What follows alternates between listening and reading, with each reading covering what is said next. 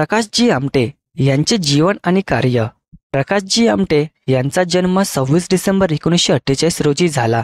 बालपणापासूनच त्यांना सामाजिक सेवा, वन्यजीव प्रेम आणि आदिवासी समाजाशी जोडलेले जीवन यांचा अनुभव आला. MBBS शिक्षण घेतल्यानंतर त्यांनी डॉक्टर म्हणून काम करायचे ठरवले, परंतु गडचिरोलीतील दूरदराज भागात आदिवासींसाठी सेवा देण्याची त्यांची इच्छा आकांक्षा अधिक तीव्र झाली.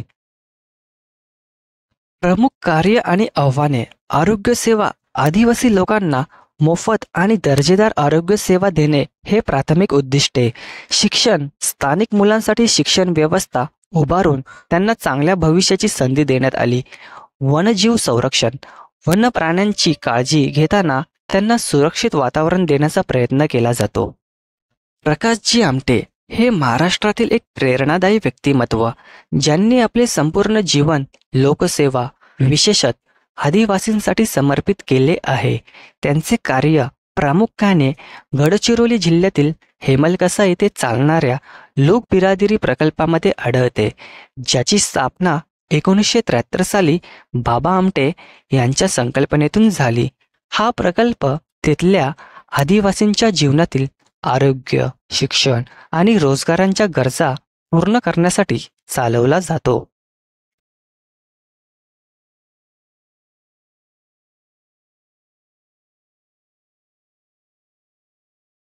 रुग्णालयाच्या सुविधा.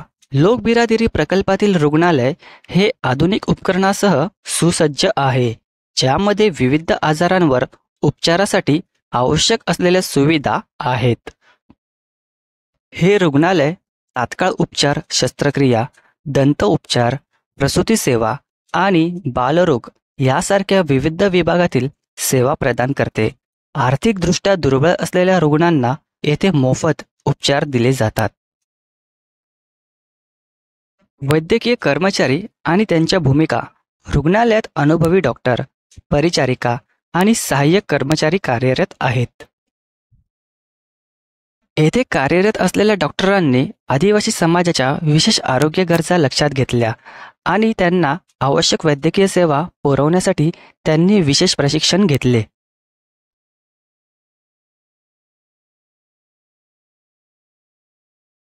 डॉक्टर प्रकाशजी आणि डॉक्टर मंदाकिनीजी आमटे यांचे कार्य लोकबिरादरी प्रकल्पातून अखंडपणे सुरू आहे आणि त्यांच्या या सेवा कार्यामुळे आदिवासी समुदायाच्या जीवनात सकारात्मक बदल घडले आहेत.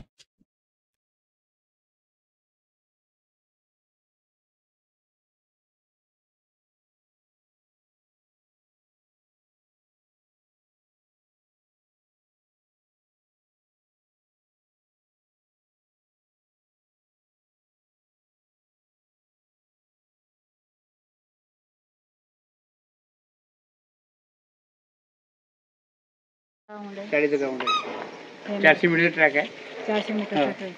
1996 आमची पहिली एक मुली गेली होती भालाफेकमध्ये, आणि त्याच्यानंतर आता रेग्युलर सुरू आहे. 1970ला पहिल्यांदा बाबा इथं आले होते. बाबा आले काही कार्यकर्ते सोबत, बरोबर. डॉक्टर साहेब पण होते, भाऊ पण होते, आणि त्या 2 गावामध्ये फिरले. त्यांच्या असं निदर्शनास आलं की लोक त्यांना पण जंगलात पडाले. तर कपडेवाले माणसं त्यांना माहीतच नव्हतं. त्यांच्या एकाच्या अंगावर कपडा नव्हता, खायला अन्न नाही, पोटं कपाटीला गेलेले, नखं वाढलेले, गाड्या वाढलेल्या, कुपोषित सगळे कुपोषित. आणि हे माणसं कशासाठी आले बा, यांचा काय संबंध आहे. आणि त्यामुळे ते पाहून त्यांना जंगलात पडाले. ते बाबांना वाईट वाटलं. 19व्या शतकामध्ये माणसाने माणसाला पाहून जंगलात पडावं. यांना सुद्धा जगण्याचा अधिकार आहे, आणि यांना जर तो अधिकार द्यायचा असेल तर मला इतरांना काम करावं लागेल. मग संध्याकाळचे शेकोटी पेटवून सगळे कार्यकर्ते बसले. बाबांनी त्यांना सांगितलं की मी या ठिकाणी मला काम करायची इच्छा आहे, काम करावं लागेल, हा सुधारणा करायची असेल तर. भाऊंचं MBBS झालं होतं. तर ते म्हणे की बाबा मग तुम्ही कशाला, मी थांबतो इथं. तर त्यावेळची परिस्थिती अशी होती की रस्तेच नव्हते इकडे. आता तुम्ही बघितलं, जून महिन्यात पहिला पाऊस पडला की 6 महिने, टोटल 6 महिने रस्ते बंद असायचे. संपर्कच नाही, जगाही संपर्क नाही इकडे. अजूनही आता परिस्थिती तीच आहे. 2024 सुरू आहे. हो, अजूनही परिस्थिती तीच आहे. म्हणजे इकडे कोणी माणसं राहतात हे तिकडच्या बाजूला आम्ही घाबरलो ना.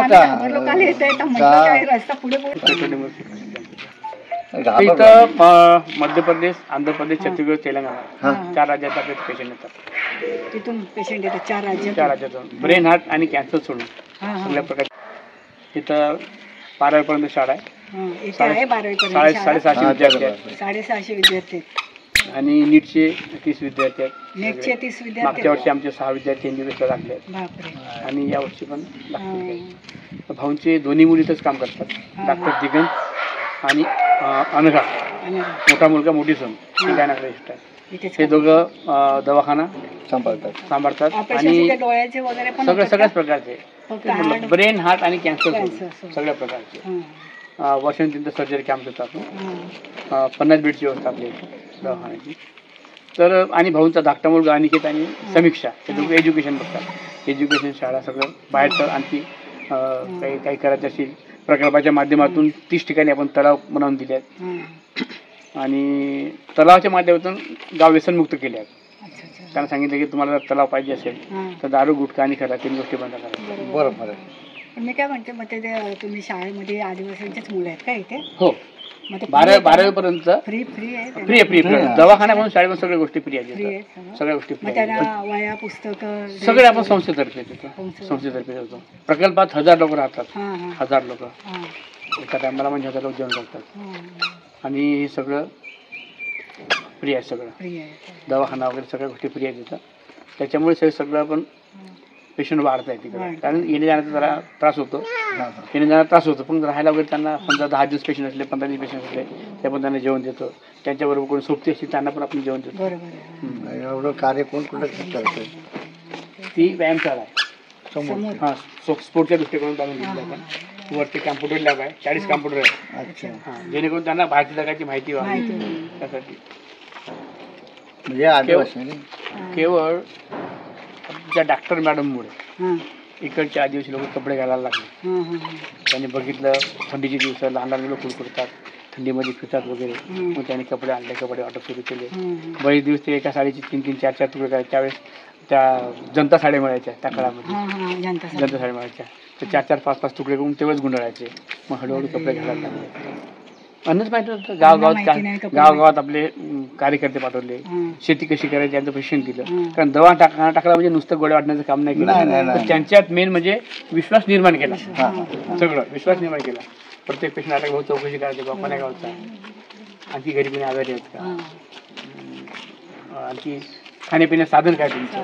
तर कंदमुळं आणि शिकाऱ्यांची पर्याय नव्हता. इथे जेव्हा तेव्हा शेती वगैरे काहीच नव्हती. मग आता गावगावात कार्यकर्ते पाठवले. शेती कशी करायची प्रशिक्षण दिलं. चांगल्या प्रकारची धानाची बिजाई दिली त्यांना. हळूहळू ते शेती करायला लागले. मग इथे जे वापरतात ते शेतीतलंच असेल ना, भाजीपाला वगैरे? हो. तरी पण आम्हाला ते कमी पडत होतं. कारण इथं 1000 लोकांना एक काळ होता की आम्ही बाहेर भाजीपाला विकायचे. तर त्यावेळेस संख्या कमी होती. आता संख्या वाढत आहे. तेव्हा 4थीपर्यंत शाळा होती, नंतर 7वीपर्यंत झाली, नंतर 10वीपर्यंत झाली. नंतर मुलाची मागणी वाढली की आम्हाला एकच कॉलेज करायचं. 12वीपर्यंत 12वी थांबलो आम्ही.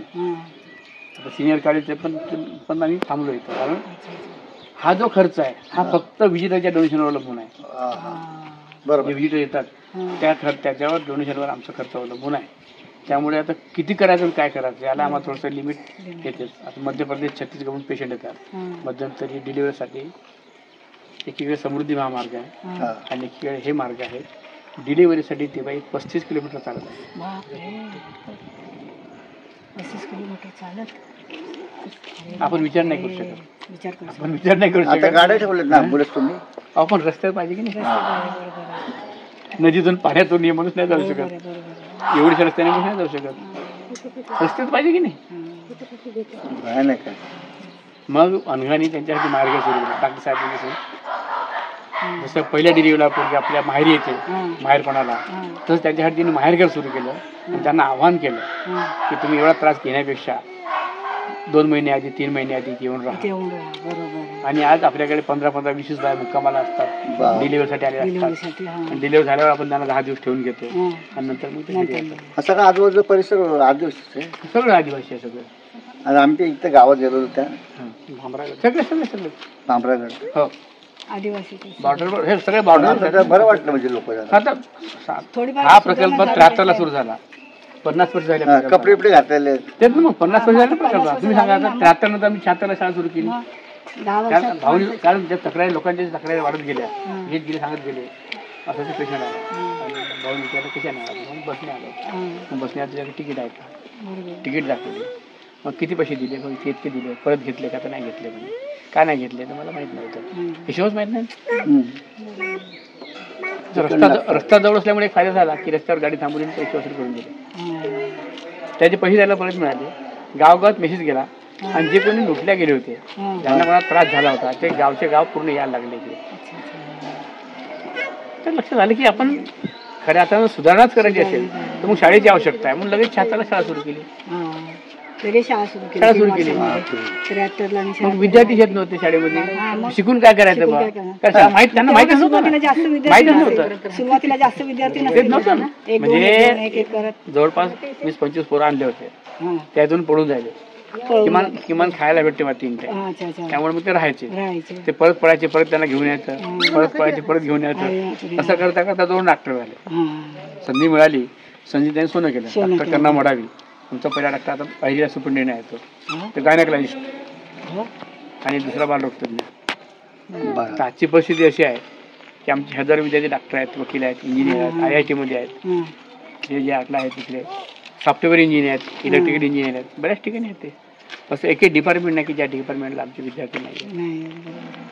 माहिती तरी काहीतरी संधीचं सोनं करतात तिथे राहून. हो.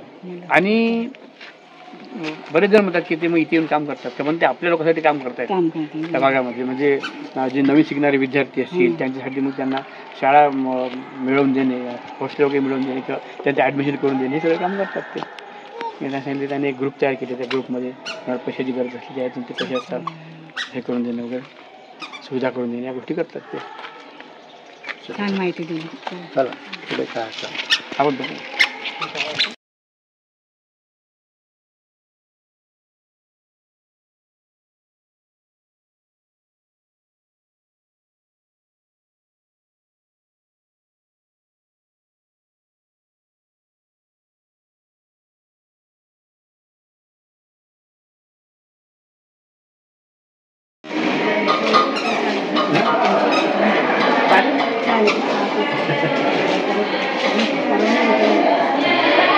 मुलांची सुधारणा केली बघ ना, मुलांची सुधारणा पण किती केली, सुधारणा किती केली बघा मुलांमध्ये.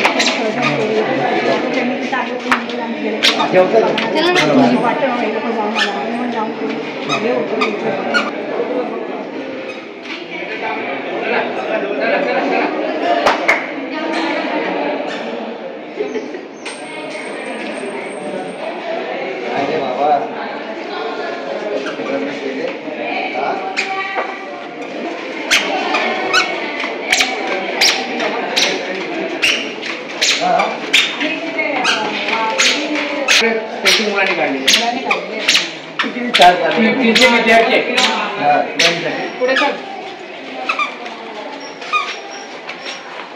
परिसर छान आहे.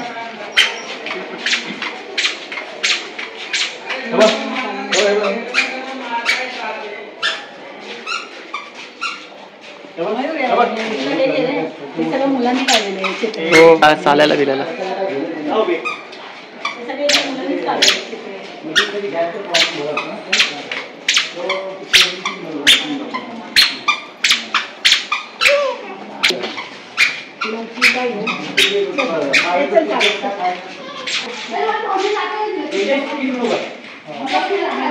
आकार देण्याची गरज आहे. बरोबर. हां, उपस्थित यांची स्किल आहे, त्यांना फक्त आकार देण्याची गरज आहे. आमचे शिक्षक लोक ते काम करतात.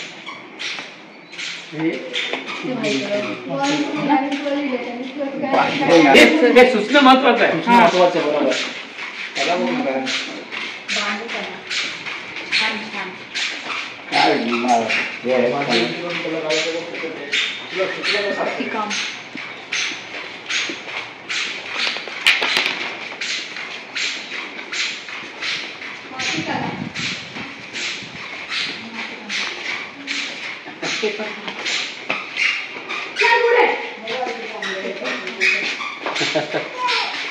मस्त आवडलं.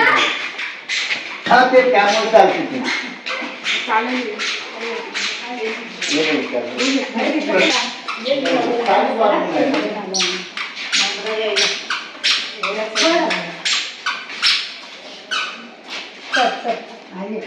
लय माती. तिला नाही तुला जात पाहिजे. थांबा तिच्या इकडे.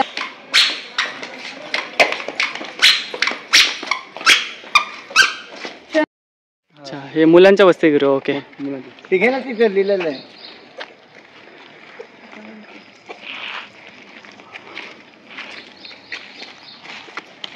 इकडे 1 ते 6 वर्ग 11 वर्ग नीटचे विद्यार्थी आहेत. त्या बाजूला 8 ते 10 वर्ग वरती हॉल आहे कार्यक्रमासाठी हो, काहीतरी कार्यक्रम असतो. कार्यक्रम. किती त्या मुली लेट नाही करत नाही तर त्या मुली असं राहिल्या असतं का? हा, तेच ना, मग तेच महत्वाचं आहे की त्यांना. आता बाह्य जगांना समजून चुकलं. हां ते बाह्य जग काय आहे हां हां ते कुठल्या नेटच्या माध्यमातून हां म्हणजे किती जाते तुम्ही सगळे निवांत. मुलांचं घरी जात आणि आता सुट्टीला जातात. सुट्टीला जातात. सुट्टी जातात. हा. आता उन्हाळी सुट्टी असल्यामुळे त्यांना सुट्टी आहे. हां. पण नीटच्या विद्यार्थ्यांना त्यांची सुट्टी संपली. आदिवासीचे हां आदिवासी सगळे. पण नीटसाठी आपण बाहेरचे पण ठेवले म्हणजे समजा गरीब आहे त्यांना शिकायची इच्छा आहे हा, हा, हा. पण ते पैसे अभावी शिकू शकत हां, नाही. हां. मग त्यांना आपण संधी दिली आहे. पण त्याची मेहनत करण्याची त्याची कॅपॅसिटी पाहिजे आणि योगदान पाहिजे. योगदान पाहिजे. सिंधुताई सकपाळ पण नाही का असंच केलं. त्यांचं आता राहणीमान कपडे वगैरे बघा ना आता ते सुधारणा केवढी केली म्हणजे मला भाषा main म्हणजे त्यांची भाषा भाषा सुधारली. भाषा सुधारली. तिथं माडिया गोंड हलबी वतनकार आणि गोवारी हां. 5 प्रकारचे आदिवासी राहतात. हां. भाषा कळत नाही पण आपण नाही आणि यांच्या 5ही भाषेत लिपी नाही, बोली भाषा आहे. हां. शिक्षणाचं हे नाही काय लिपी नाही लिपी नाही त्यांची. बोली भाषा आहे. मग आपलीच लिपी मराठी. हा मग आता आपण जेवण आहे. आता आपण शिकवतो शिकलो, आपण तेव्हा शिकवतो. ते- स्टेट बोर्डाचं आहे शिक्षण तेच आहे ते. तेच आहे. महाराष्ट्र स्टेट बोर्ड त्या शिक्षण आहे त्याचं. याच्या व्यतिरिक्त नेलगुंडा म्हणून गाव आहे तिथं पण शाळा आहे. अच्छा हा बरोबर 20-25 किलोमीटर आहे ती शाळा अच्छा तिथं. तर तिथं इंग्लिश मिडियम सुरू केली आम्ही वा. कारण आपली मराठी समजायला लिहायला जाणं 1 वर्ष लागतं हां. जवळपास. जवळपास बरोबर. पण ते इंग्लिश ते 3 ते 4 महिन्यामध्ये शिकले. हां, हां. इंग्लिश बोलायला लागले. हां. तर त्याच्यामध्ये काना मात्रा विलांटी नाही. नाही आहे. हां. हा राईट राईट पूर्णविराम स्वल्पविराम हे काय असं फुल स्टॉप. फुल स्टॉप. कायदेशीर पटकन शिकलं.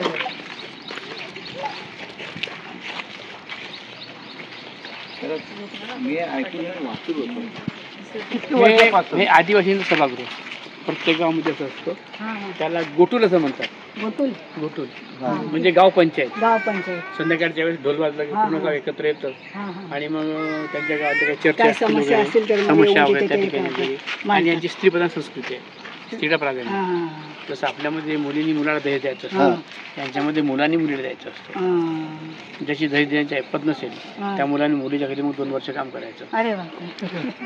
2 वर्षानंतर तर त्यांनी म्हटलं मला पसंत आहे बा, हम्म. ते लग्न करते. आता हे जे आता मुलं आहेत आता यांना समजलं काय बाबा हे असं नसतं पण ते असं असते अशी सुधारणा होत जाईल त्यांच्या. आणि झालं आणि- त्यांच्यामध्ये, खूप पण झालं. अजूनही आदिवासी- त्यांची जी संस्कृती आहे ती धरून आहे. धरून आहेत. हा बरोबर. संस्कृती कशी हा, ते धरून आहेत कारण एका मुलीचं सुशिक्षित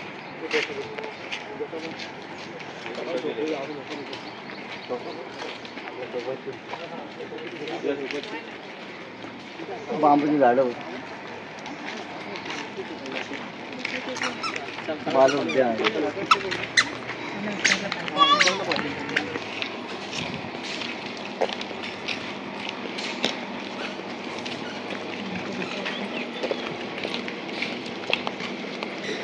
इथे एक ऑफिस आहे, ते पण हा, हे सगळं काम करतात काम कर्मचारी. त्यांच्यासाठी राहायला. हां.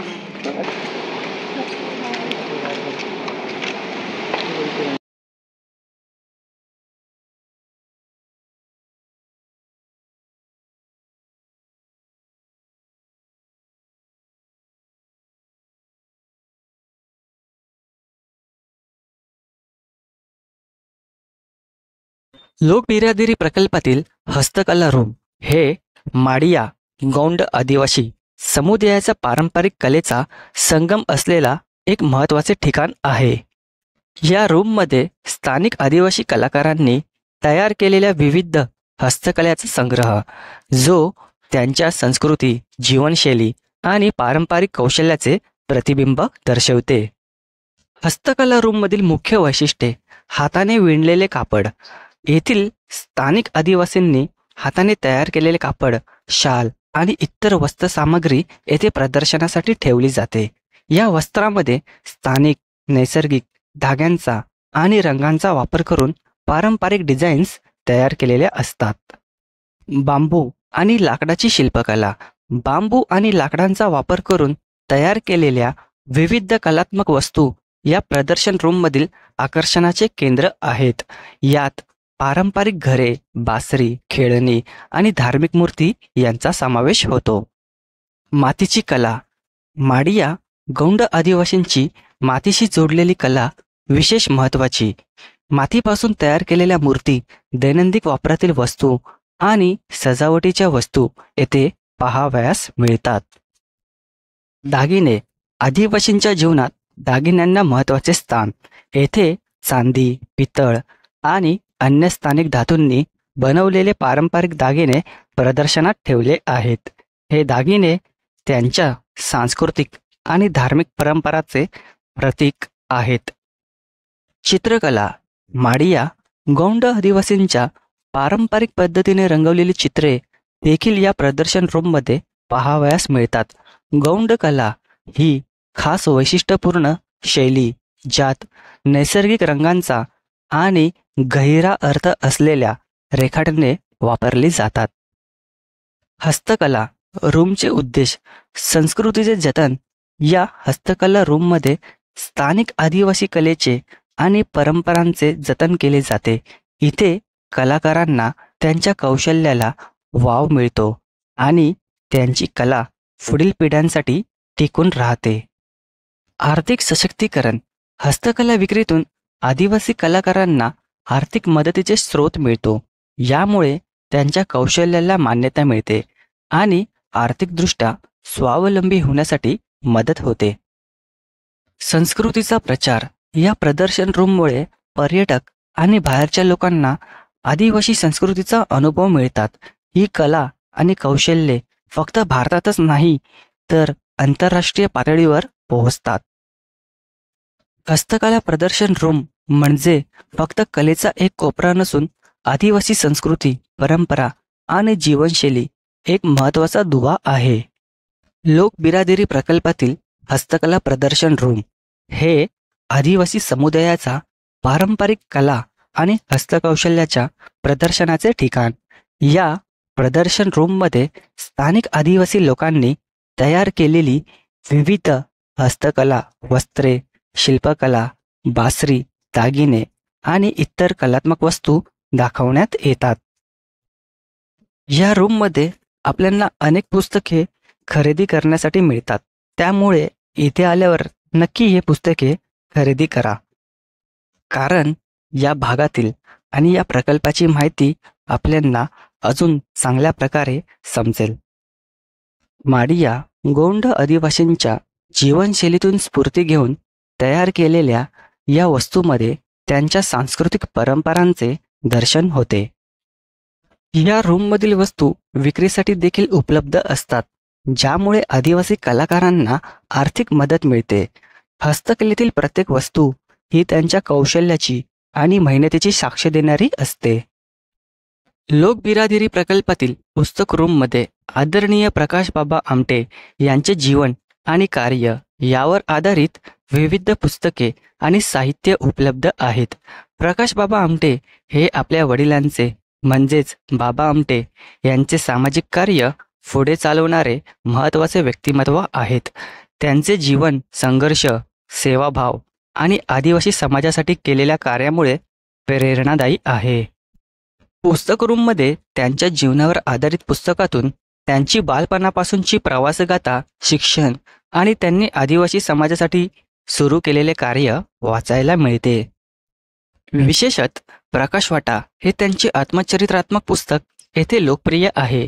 या पुस्तकात त्यांनी लोक बिरादरी प्रकल्पाच्या सुरुवातीपासून केलेल्या कामाचे वर्णन केले आहे. त्याचप्रमाणे त्यांचे आणि त्यांची पत्नी यांचे एकत्रित कार्य, वनजीवांसाठी केलेले संघर्ष आणि जगभरातील मान्यवरांकडून मिळालेला सन्मान यांचा देखील समावेश आहे. विद्यार्थ्यांना आणि वाचकांना या पुस्तक रूमच्या माध्यमातून प्रकाश बाबा आमटे यांच्या प्रेरणादायी जीवनातून समाजसेवेचा धडा शिकण्याची संधी मिळते. हे प्रदर्शन रूम पर्यटकांना आदिवासी संस्कृतीची जवळून ओळख करून देण्याचे काम करते आणि या वस्तू विक्रीतून आदिवासींना आर्थिक सशक्तीकरणाची संधी मिळतात.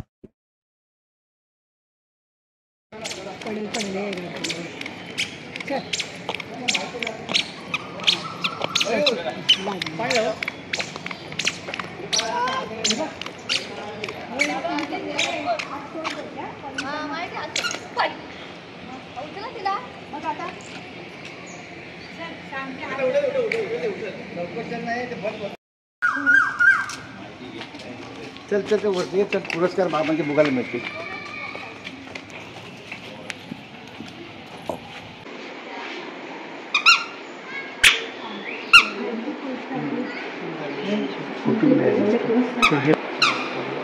बापरे, पुरस्कार किती आहे बघा. हा जनसेवा पुरस्कार हा मोठा मुलगा आहे. दोघं डॉक्टर आहेत, मेकॅनिकल इंजिनियर. हे दोघं एज्युकेशन आणि हे दवाखाना. पुरस्कार आहे बाबांचे. हां पद्मश्री पद्मश्री हे पद्मश्री आहे आणि हे मॅगेसेस पुरस्कार, रमण मॅगेसेस पुरस्कार. ते महत्वाचे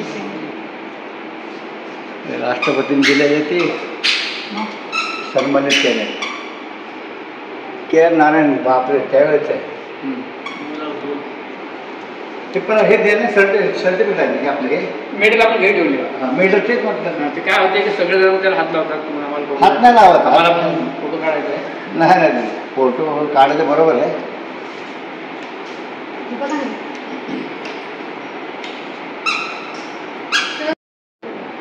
नाना बोल, अरे नाना बोल, नाना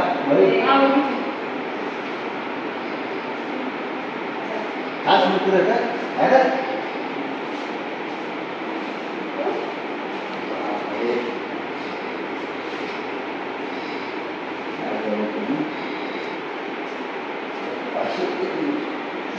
हां ते काय आहे ते भाऊचं जन्मदिवसाची आपण चोवीस बारा आणि नोट पण ते 26 जबरदस्त आहे. काय योग्य ते काय आहे तेवी बारा काय तेवी बारा काय हे बारा काय तरी मला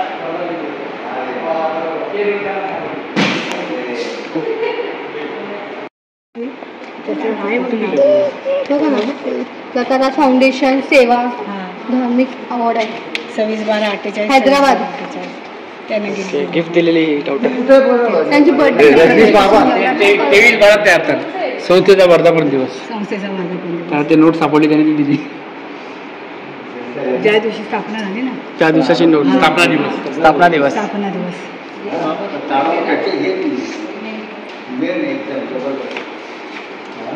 किती वर्षापासून मला चालू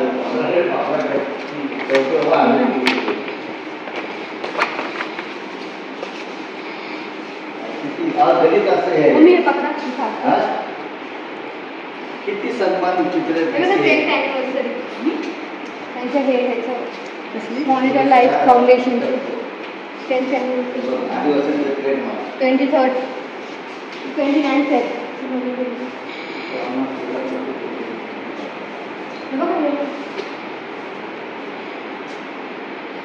दिल्लीला भेटलेलं बघा 2022 आताच भेटलेलं आहे. हे बघा सोडू द्या बघा.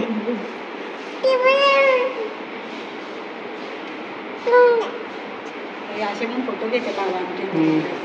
तुला टाकायचे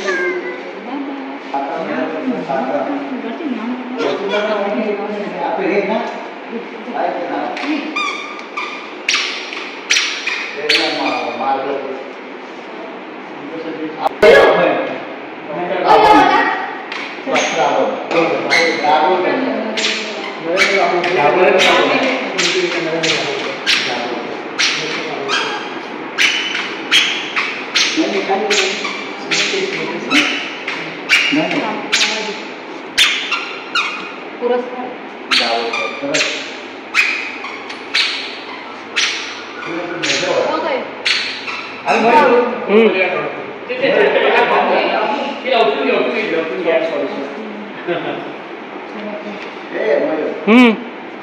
ते काय सांगतात करोडपती झाले बघ, बाबा गेले होते ना. कोण बनेगा करोडपतीचं हे ना? प्रश्न उत्तर नाही घेतला आम्ही. त्यावेळेस हा चेक पण तसा झाला, मुलाखत झाली ना त्यांची. 3,20,000 तो. अमिताभ आलं तर ठीक झालं, आलं तर ठीक झालं.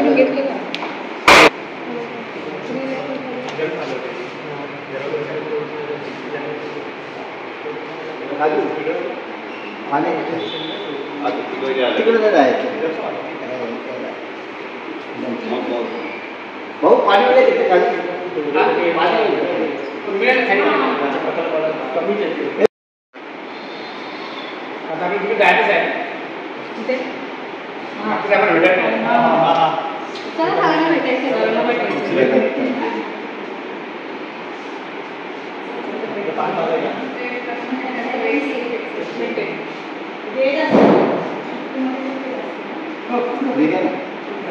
घेतलं ते.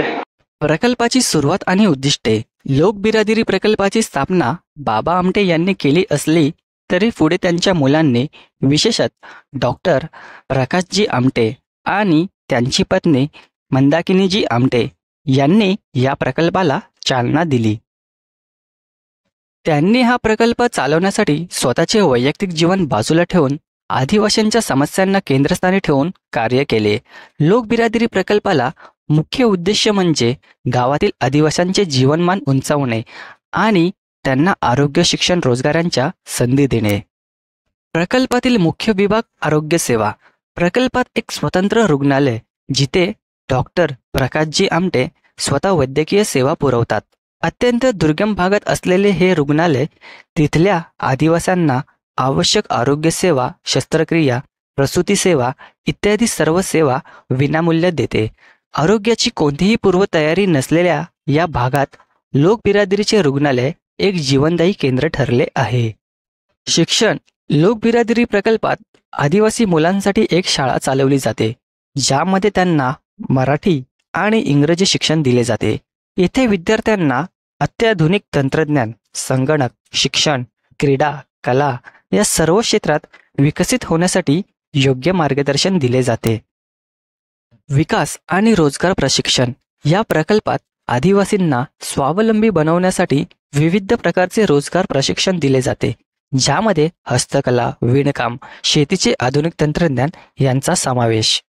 प्रकाशजी आमटे आणि त्यांची पत्नी मंदाकिनीजी आमटे यांनी आपले संपूर्ण आयुष्यातील 50पेक्षा अधिक वर्ष या प्रकल्पासाठी दिले आहेत.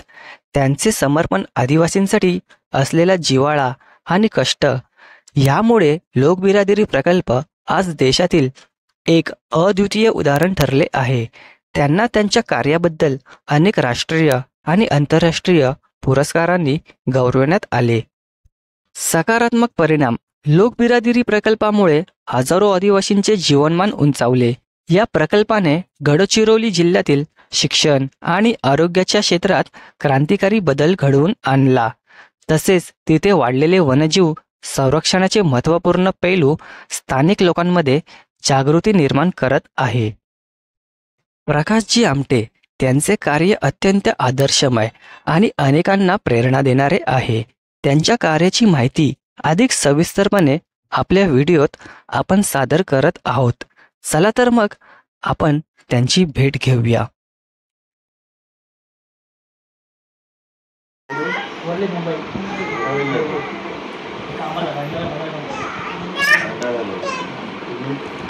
त्याने आम्हाला सगळ्यांनी तिकीट काढून बोलावून घेतलं.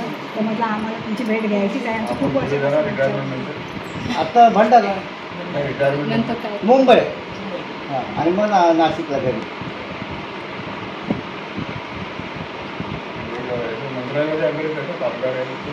हां हो, खाडे, सुरेश खाडे.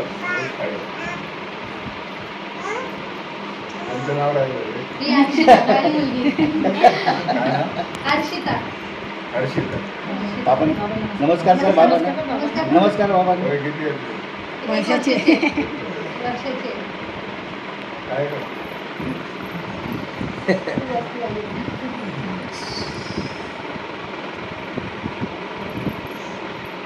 पराठा पण होतात ते. हो बरोबर. भात ते. हा, आता बघितलं मी समोर. हा.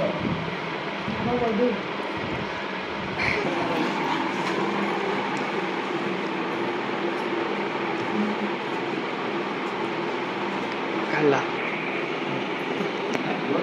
बोला. खूप झाला. ते शाळा चालू असते ना आणखी बरं वाटतं. 650 मुलं असतात. हा. रेसिडेन्शियल शाळा आहे. 12वीपर्यंत. हा, इथे.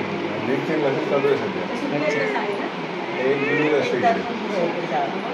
उन्हाळ्याची सुट्टी असते. उन्हाळा पोहोचल्यामुळे पाऊस उशिरा पडतो त्यामुळे 1 तारखेपासून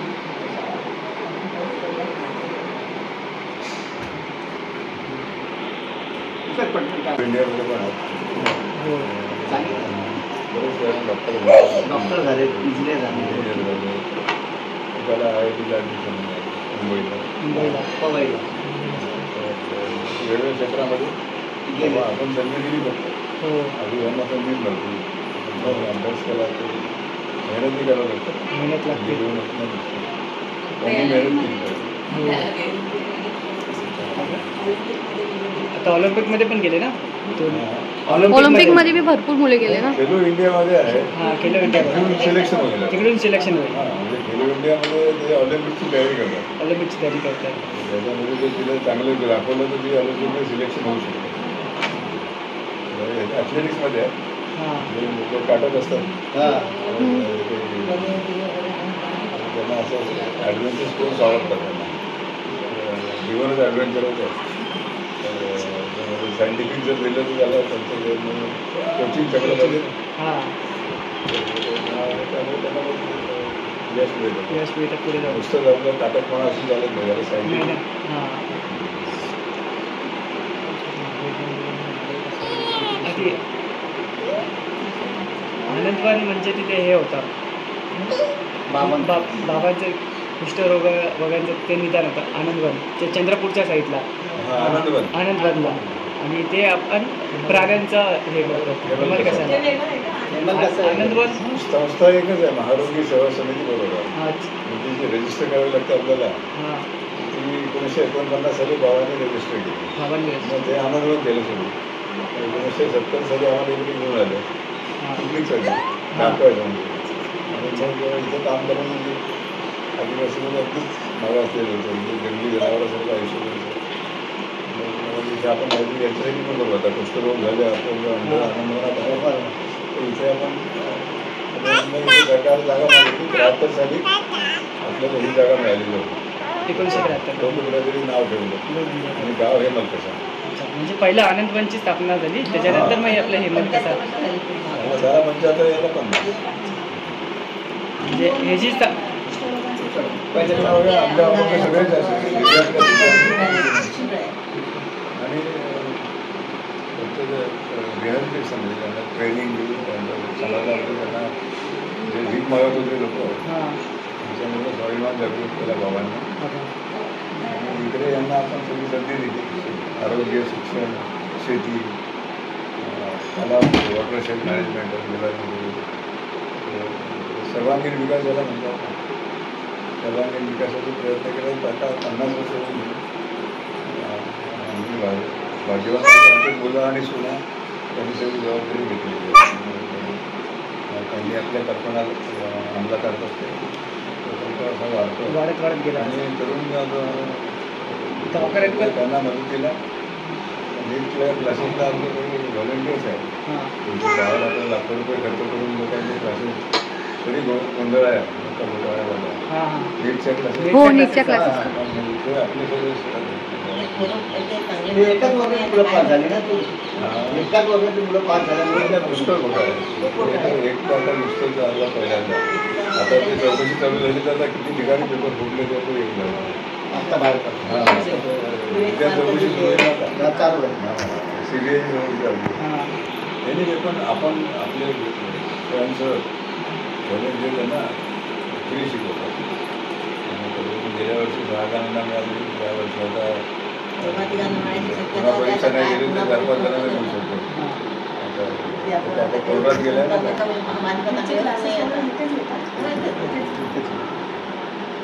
एक प्रश्न होता म्हणजे आम्ही सामान्य माणसं असे प्राण्यांना घाबरतो पहिल्यापासून साधं पिंजऱ्यामध्ये बघताना पण तुम्ही असं जेव्हा यांच्यावर हे सहवासमध्ये करता तर तुम्हाला अशी म्हणजे भीती प्रेमाने सगळं शक्य झालं. प्रेमाने सगळं शक्य आपल्या झालं. मनामध्ये भीती नव्हती. अच्छा. ते विचारायचं तर लहान होतं खाद्य होतं हां आई मारून खाल्ली तुझं आपल्याला आणून दिलं. हां आपण त्यांना आईची भूमिका करून जगवलं आणि ते त्यावर उलटले नाही. हां हा त्यांचा मोठेपणा. हां ते आपल्याला ते म्हणजे आपल्या आई वडील आम्हाला लहान मुलांना मोठे करून देतात, मोठे झाल्यावर ते विचारत नाही कुठं असं म्हणतात होतं. आम्ही तुमचे डॉक्युमेंट संपूर्ण पाहिजे तुमच्या प्राण्यांना आपल्याला असणारे वगैरे प्राणी आपल्या म्हणजे कुटुंबातलेच असे. आतापर्यंत म्हणजे एकही प्राण्याने असं काय हे केलेलं नाही उलट असं घेऊन तर लागले. नाही मी पण वाघाला सुद्धा बिबळ्याचा फोटो गळा पकडायला का एक सेकंद लागतो. त्यांनी कधी प्रयत्न नाही केला. त्यांचा मोठेपणा विरोध सांगतो. आणि तुम्ही जेव्हा सकाळी वॉकिंगला ते बिबट्याला घेऊन जाता त्यावेळेस मग जे रस्त्यावरचे माणसं वगैरे असतात रस्त्यावर नाही. अनोळखी माणसं नको, आपण शेतात देतो. शेतात होता अनोळखी माणसाच्या अंगावर उड्या मारल्या तर तो घाबरून जाईल. अच्छा असं त्याला पण मारणार नाही, पण उडी मारली तर त्याच्या हालत काय. टेन्शनने सल्लाही होईल. म्हणजे अनोळखी माणसं नसतात असे मागच्या बाजूला शेत आहे. शेतामध्ये चक्कर मारायची लोक खेळतात, उड्या मारतात, झाडावर चढतात. असं त्याला पण स्वतःला कधी वाटत नाही बिबट्याला की त्याला एक गरज वाटते त्याला तुम्ही जेव्हा वॉकिंगला जाता तेव्हा तो असं स्वतःहून पण असा त्याला कोणी पळून द्यायचा प्रयत्न करत नाही. प्रयत्न करत नाही. कारण त्यांचं घर वाटतं. आणि प्रेम लहानपणापासून चांगलं आहे. त्याच्यामुळे त्याला जंगलामध्ये कॉन्फिडन्स नाही राहत. कॉन्फिडन्स राहिला पाहिजे. कसं एक गोष्ट माझ्या लक्षात आली की आता तो बिबट बघितला तर तो वाघासारखाच वाटतो एकदम. आम्ही बिबट्या आता पण तसं बघितलं एवढा मोठा- कधी पाहिला नाही. वाघच वाटला मला. 4 वर्षाचा आहे. वाघासारखाच आहे. हे सगळे प्राणी चांगले आनंदी हा, आहेत सगळे आणि हेल्दी आहेत. हेल्दी आहे. सगळे सकाळचा माझा राऊंड असतो तेव्हा सगळे भेटतात मला. हो हो सकाळचा तोच कार्यक्रम चालू होता. हो हो. आम्हाला सांगितलं आम्ही नाही. तुम्ही आले तेव्हा मी त्या तरसाच्या मित्रात बसलो होतो. हो हो हा, हा, हो, हा. सकाळी. आता आम्हाला काय माहिती हो. नाही मी बघितलेलं. बघितलं मग त्यामुळे जायचं. नाही नाही नाही, त्यांचं allowed आहे. नाही नाही. पुढची शूटिंग लावलं हा. वनाखात्याने ते बंदी घातली. आणि प्राण्यांना असं म्हणजे जा पिलू, हे जा. करताना काही जा शिक्षणाची शयूला गरज जा. लागलेली का आपण हे जे हा? हे प्राणी असे हाताळताना याच्यासाठी काय शिक्षणाची गरज लागलेली का नाही आईने असं करा.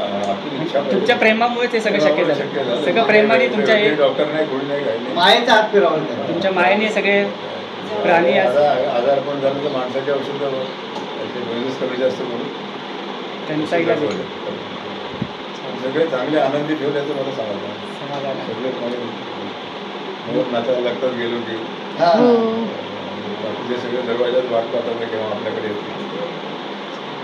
आणि हे तो ॲनिमेशन आणि बेजर येतं ते म्हातारे जातात. आणि घरातच होतं ॲनिमेशन आणि बेजर त्याला चांदी असतो म्हणतो. चांदी असलं दुर्मिळ आहे ते. ते दुर्मिळ ते आहे. साहेब ते वाघाला पण तो मानमारी करतो. वाघाला पळवून जातो. बघून लावतो. हा. म्हणजे ते असा आवाज करून जातो हिंसक प्राणी. एवढंच आहे पण ते ॲनिमेशन त्या वाघ पद्धतीने तो अटॅक करतो तेव्हा वाघ म्हणतो नको राहू दे पळून जातो. व्हिडिओ आहे तुमच्या हो, बघितले. बरोबर, आम्ही बघितलं. आफ्रिकेमध्ये ते खूप त्याच्यावर फिल्म आहे. आपल्याकडे लोकांना माहित नाही. तुम्हाला माहिती आहे म्हटलं मला माहिती आहे. तुमचं मी हे पण पाहिलं ना तुमचे प्राण्यांना दाखवलं ते सगळं दूरदर्शनला तुमचे ते मालिका तयार केलेले डॉक्युमेंटरी केलेले. हा. एवढ्या प्रमाणे कसे वागतात ते बघायला खूप जण येतात. माणसापेक्षा चांगले कसे वागतात. हा मोठा प्रश्न आहे. आणि ते लांबून त्याच्यासाठीच ते लावलेलं आहे. माणसाला छोट्या छोट्या गोष्टीवरती राग येतोच. या प्राण्यांना येत ना. बिबट्याचा अस्वलला बघितला आम्ही. कोल्हेट लांगीड त्यावेळेस त्यावेळेस पाहिलं ते हे सगळेच भेदभाव न करता वाढवलं आपण. भेदभावचा नाही प्रश्न परंतु तुमच्याशी एवढं मायेने आणि एवढं चांगल्यापणाने वागले ते महत्त्वाचं. जसं बोलायला गेलं की प्राणीच हा पिलू. सगळा पृथ्वी तलावरचा चांगला सजीव. सापाचा एरियाच आहे हा. त्याला साप आपल्या इथलेच सापडलेला आहे. ते साप इकडचेच आहे. आता आतमध्ये आहे. त्यातले आपण एक सॅम्पल म्हणून ठेवले आहे. बाकीचे सोडून दिले. जंगलात सोडून बऱ्याचशा लोकांना साप ओळखता येत नाही. 99% लोक सापाला धामण होती नाही का आपल्या दाखवली तर ती चावते म्हणून आपण पळून जातो. हो. म्हणजे चावत असं. ती चावते माहिती तो पिलू जातो बोलत आहे आई बोलते आई बोलते आई बोलते जा आई बोलते जा नाही, नाही, नाही, काही- आई जा जा माझं साहेब मी धन्य झालो याच्याकरता की मी रिटायरमेंटच्या अगोदर मला तुमची भेट झाली आणि मला घ्यायची होती. त्याकरता यांना माझ्या सुनाला मुलांना घेऊन आलो बरोबर. आणि ते मी धन्य झालो बस. फक्त झालं रस्ता बघितला भयानक त्रास झाला. आणि नंतर घाबरलो आम्ही घाबरलो म्हणजे कसं त्या रस्त्याला कोणच नाही रस्त्यावर कोणी सापडत नाही. गाडीत नाही अशी माणूस नाही. आता घाबरलो. आम्हाला आता कधी येत होतं भामरागड बरं तर राहण्याची व्यवस्था नव्हती. हो. आम्हाला माहीत आवडलंय नाही बाबांनी सांगितलं तिकडे बघायला गेलो गावचं तिकडे काय नाही म्हटलं PWDवाल्याला रिक्वेस्ट केली म्हटलं फक्त महिला रात्रीला आतमध्ये आम्ही पुरुषमध्ये रात्रभर जाऊन ते काढू सकाळी एमएल कशाला जाऊ असं.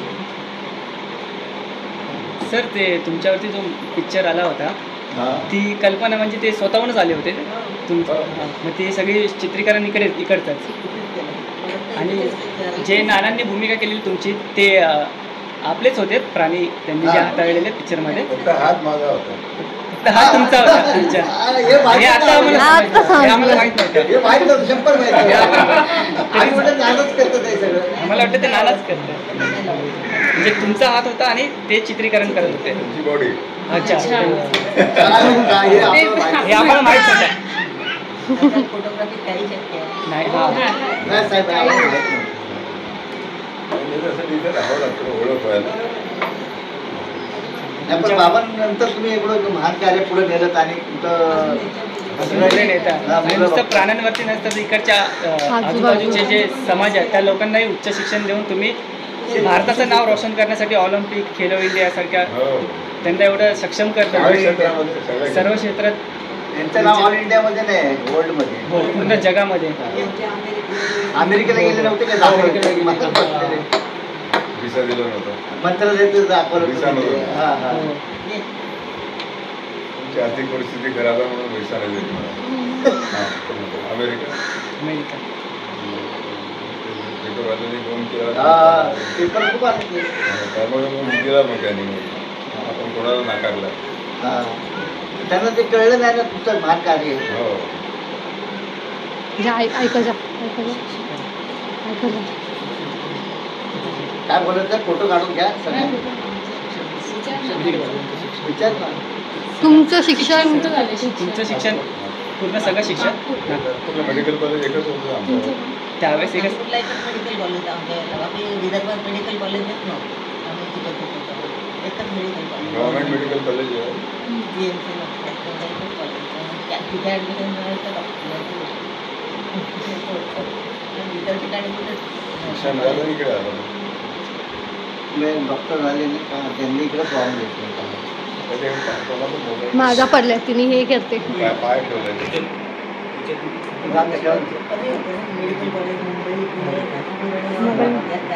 नागपूर आणि आज एवढं पूर्ण जगामध्ये तुमचं नाव गाजलं आहे पण तुमचं म्हणजे मी लहानापासून तुमचं बघतोय एखाद्याचा राग नका म्हणजे लहान समजून मला माफ करा.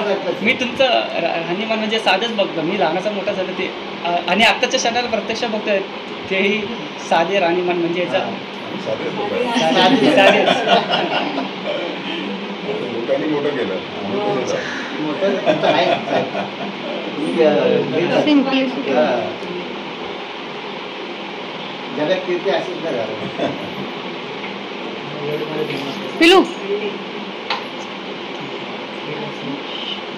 आम्ही तुमच्यासाठी खास म्हणजे आलो भेटायला आणि तुम्हालाच भेटत होतं आणि बघायचं होतं.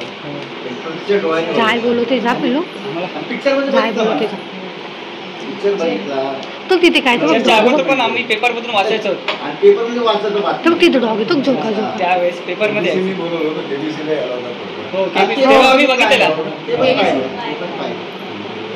हां. पकडतो जा तुमची मुलाखत होती. हा, मुलाखत. हां, मुलाखत. हिला बघायचे होय बघायचं बोला पाया पडून हा येतो. तुमच्या पाय पडून त्याच्यामध्ये हे खाली एक करत जा. फोटो नाही घेतले. इथे बसून खा. उभा राहा.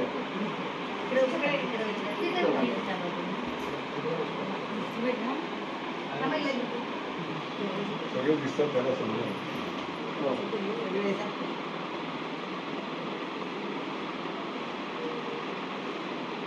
ओके आम्ही 4-5 मार्क मारले. सगळे आले ना. हो शेवटचे कापले का? नाही, आले पूर्ण. ते आहे का? पाय पड पाय पडताना काढून.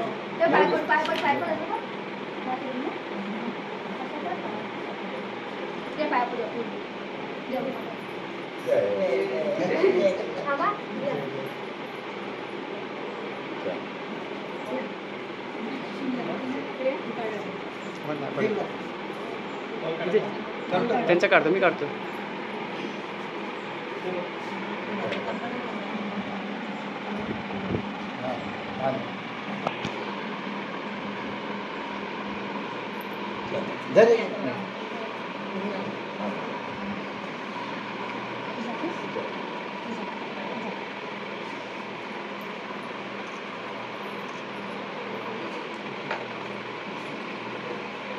पंकज आमचा काढा ना.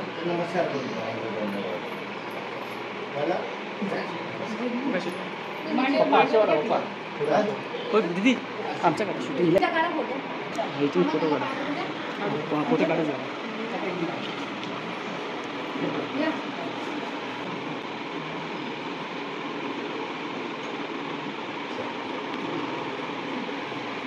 साहेब धन्यवाद. आपण खूप वेळ दिला. थँक्यू.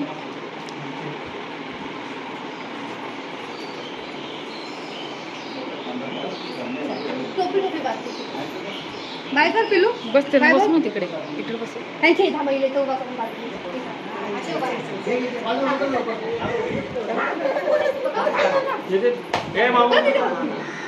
बाबा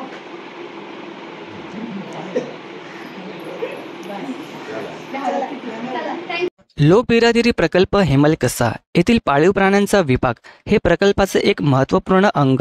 या विभागात विविध प्रकारच्या प्राण्यांना सांभाळले जाते जे जंगलात किंवा इतर ठिकाणी आढळतात, परंतु त्यांच्या जखमा किंवा दुर्बळ अवस्थेमुळे त्यांना नैसर्गिक जीवनात परत जाणे कठीण असते.